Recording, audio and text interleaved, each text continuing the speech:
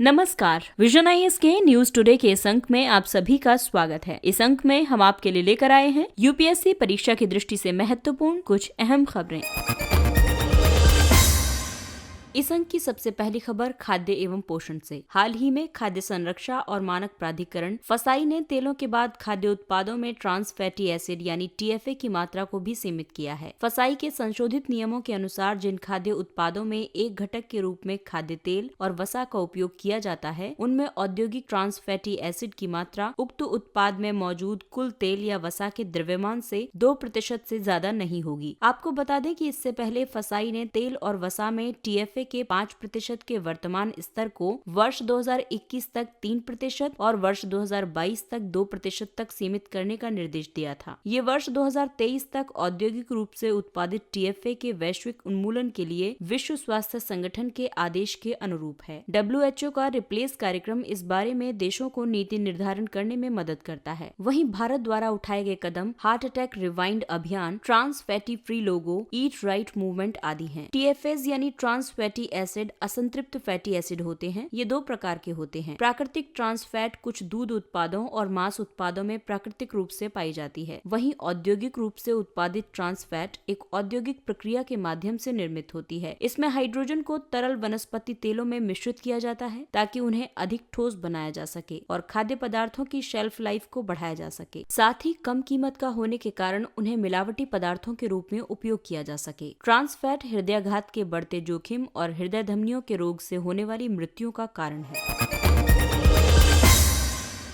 अगली खबर पर्यावरण एवं पारिस्थितिकी से संबंधित है। हाल ही में केंद्र सरकार द्वारा तमिलनाडु में अवस्थित श्री विल्लीपुत्तूर मेघमलाई टाइगर रिजर्व को अनुमोदित किया गया है। ये भारत का 51वां बाघ अभ्यारण्य होगा। इस अभ्यारण्य में मेघमलाई और श्री विल्लीपुत्तूर ग्रिजल्ड स्क्वेरल वन्यजीव अभ्यारण्य शामिल होंगे। तमिलनाडु में अवस्थित अन्य टाइगर रिजर्व हैं कलक्कड़ मुंडनतुरई, अन्नामलाई, मुदुमलाई और सत्यमंगलम। मेघमलाई वन्यजीव अभ्यारण्य थेनी और मदुरई जिलों में विस्तारित हैं, जबकि श्री विल्लीपुत्तूर ग्रिजल्ड गिलहरी वन्यजीव अभ्यारण्य केरल के पेरियार टाइगर रिजर्व के साथ जुड़ा है। मेघमलाई में खुर वाले स्तनपाई, चित्तीदार हिरण, भारतीय गौर, जंगली शूकर आदि वन्यजीव पाए जाते हैं। श्री विल्लीपुत्तूर में ग्रिजल्ड स्क्वेरल, उड़न गिलहरी, तेंदुआ, नीलगिरी ताहर, सांभर, हाथी, लॉयन टेल्ड मकाक आदि जीव पाए जाते हैं। बाघ अभ्यारण्यों को वन्यजीव संरक्षण अधिनियम 1972 के अधीन अधिसूचित किया जाता है। राष्ट्रीय बाघ संरक्षण प्राधिकरण एक सांविधिक निकाय है। ये बाघ अभ्यारण्य के प्रबंधन में केंद्र और राज्य की जवाबदेही निर्धारित करता है। टाइगर रिजर्व का निर्माण एक कोर या बफर रणनीति के आधार पर किया जाता है। कोर क्षेत्रों को राष्ट्रीय उद्यान या अभ्यारण्य का विधिक दर्जा प्राप्त होता है,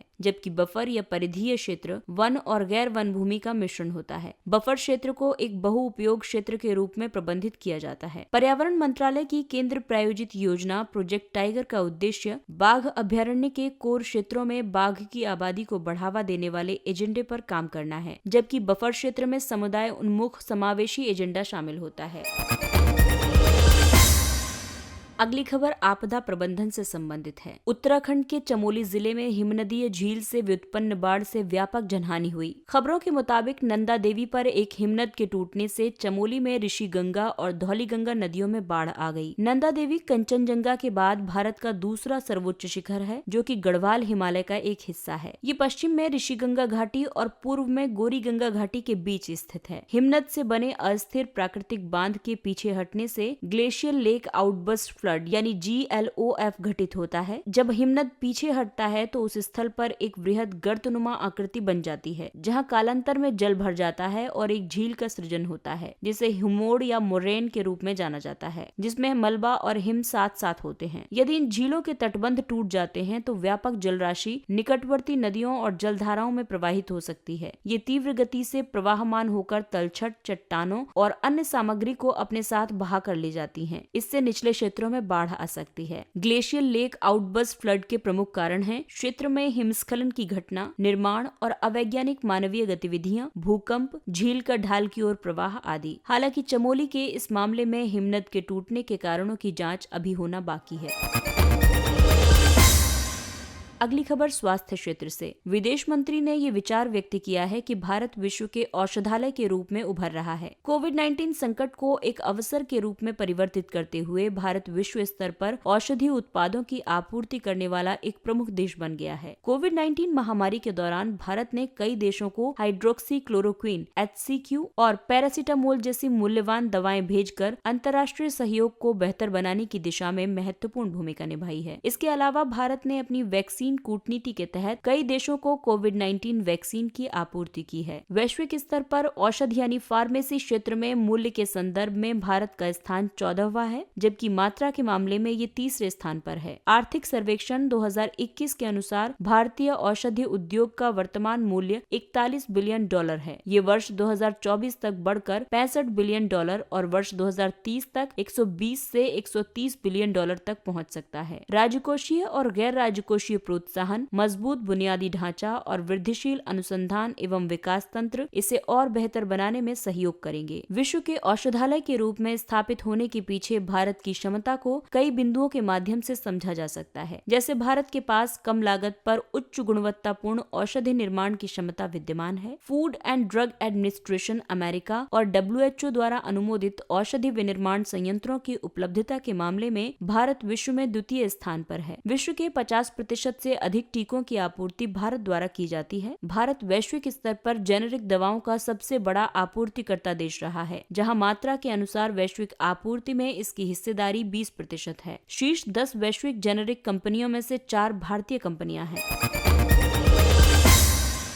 अगली खबर अवसंरचना क्षेत्र से संबंधित है। सरकार मौद्रीकरण के माध्यम से परिसंपत्तियों के मूल्य निर्धारण द्वारा आय सृजन की योजना बना रही है। वर्ष 2021-22 के बजट में संभावित ब्राउनफील्ड परियोजनाओं के लिए एक राष्ट्रीय मौद्रीकरण पाइपलाइन के प्रस्ताव को प्रस्तुत किया गया है। आपको बता दें कि ब्राउनफील्ड परियोजना एक ऐसी परियोजना है जहां पहले से संचालित परियोजना को पुनः निर्मित, संशोधित या उन्नत किया जाता है। इसके लिए घोषित महत्वपूर्ण उपाय हैं भारतीय राष्ट्रीय राजमार्ग प्राधिकरण के अवसंरचना निवेश ट्रस्ट यानी NHAI इनविट के लिए अतिरिक्त टोल सड़कें, समर्पित मालवाहक गलियारा संपत्तियां, तेल और गैस पाइपलाइनें आदि। राष्ट्रीय मौद्रीकरण पाइपलाइन को राष्ट्रीय अवसंरचना पाइपलाइन के लिए वित्त पोषण बढ़ाने के उपायों में से एक के रूप में घोषित किया गया है। इसके परिणाम स्वरूप सरकारी व्यय और करदाता पर पड़ने वाले दबाव में कमी आई है। गैर प्रयुक्त या अल्प प्रयुक्त परिसंपत्तियों के मूल्य निर्धारण द्वारा राजस्व के नए स्रोतों के निर्माण को परिसंपत्ति मौद्रीकरण के रूप में संदर्भित किया जाता है। परिसंपत्ति मौद्रीकरण का काफी महत्व है, जैसे ये संबंधित सार्वजनिक क्षेत्र के उपकरणों को उचित रिटर्न प्रदान करेगा और PSU द्वारा बाजार से लिए जाने वाले ऋण की मात्रा को भी कम करने में सहायता करेगा। साथ ही ये ब्याज भुगतान के बोझ को भी कम करेगा। ये योजनाओं की पुनर्रचना, पुनर्निवेश और विस्तार के लिए इन संसाधनों के कुशल उपयोग को बढ़ावा देगा। बोली लगाने वाली या दावेदारी प्रस्तुत करने वाली निजी संस्थाओं के साथ उन परिसंपत्तियों का उपयोग उत्पादक परिसंपत्तियों के निर्माण और क्षेत्रीय आर्थिक विकास के लिए कारखानों की स्थापना के लिए किया जाएगा।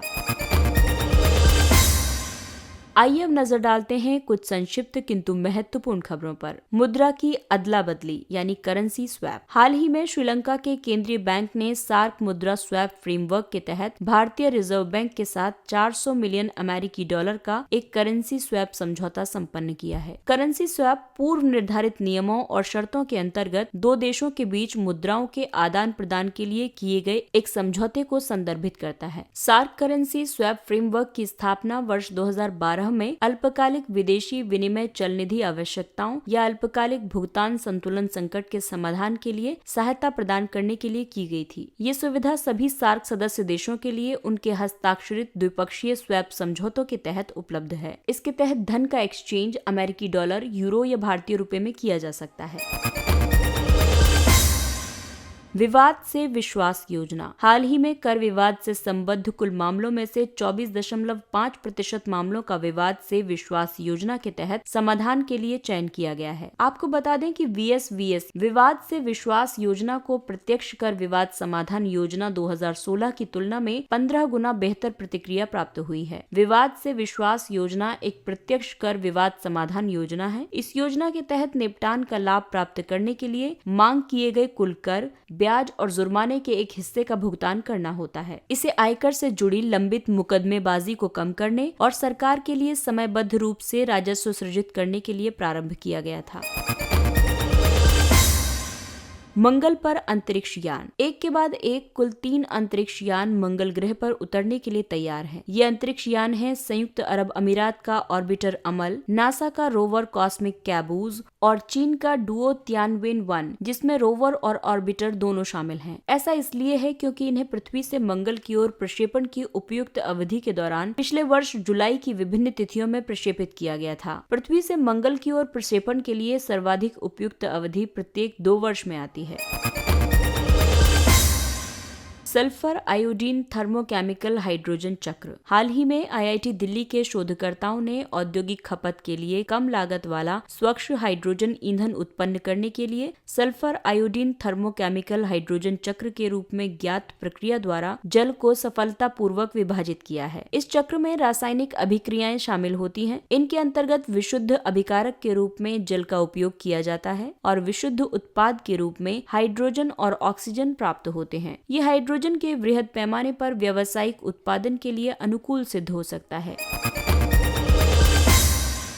ढेकियाजुली। हाल ही में प्रधानमंत्री द्वारा असम के शहीदों के शहर ढेकियाजुली का दौरा किया। ढेकियाजुली वर्ष 1942 के भारत छोड़ो आंदोलन से संबंधित है। यहाँ असम के स्वतंत्रता सेनानियों ने अपना जीवन न्योछावर किया था। ये स्थान स्वतंत्रता संग्राम में सबसे कम आयु की शहीद मानी जाने वाली तिलेश्वरी बरुआ की निवास स्थली के रूप में जाना जाता है, जिनकी आयु मात्र 12 वर्ष थी। इससे पहले प्रधानमंत्री ने असम में ऐतिहासिक महत्व के एक अन्य स्थान शिवसागर के जेरेंगा पोथार का भी दौरा किया था। जेरेंगा पोथार में 17वीं शताब्दी की अहोम राजकुमारी जयमती ने अपने जीवन का बलिदान दिया था।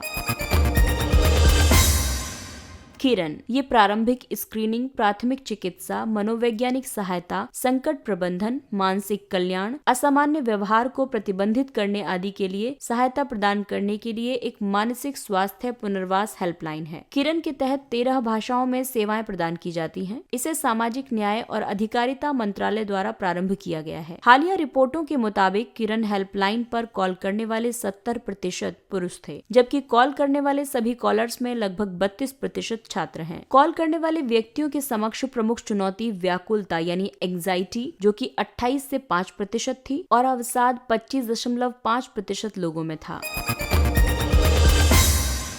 युद्धाभ्यास 2020। ये भारत और संयुक्त राज्य अमेरिका के बीच एक वार्षिक द्विपक्षीय संयुक्त सैन्य अभ्यास है। इसके साथ ही ये अंक समाप्त होता है। अगले अंक में फिर मुलाकात होगी कुछ अन्य महत्वपूर्ण खबरों के साथ। तब तक अपना ख्याल रखिए, सुरक्षित दूरी बनाए रखिए, मास्क पहनिए। नमस्कार।